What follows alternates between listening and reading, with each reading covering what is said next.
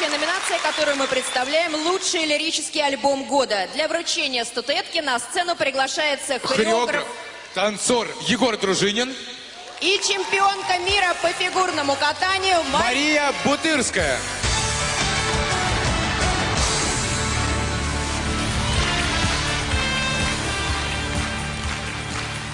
Добрый вечер, дамы и господа. Добрый вечер, дорогие друзья. Мы благодарны тем людям, которые пригласили нас сегодня сюда вечером.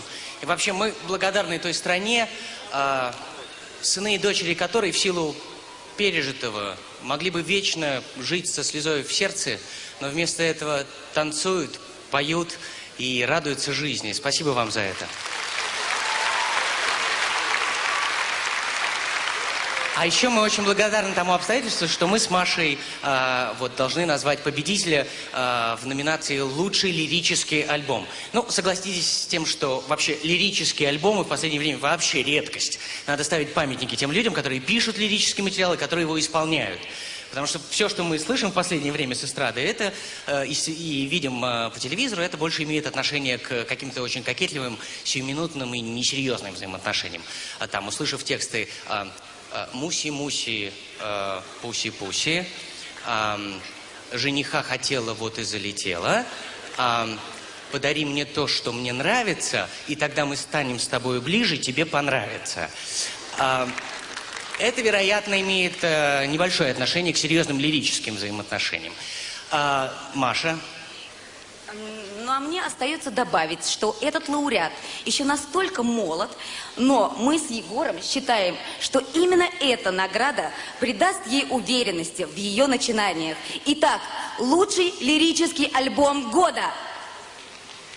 Дорогие друзья, победитель Сиру Шо за альбом «Шарам».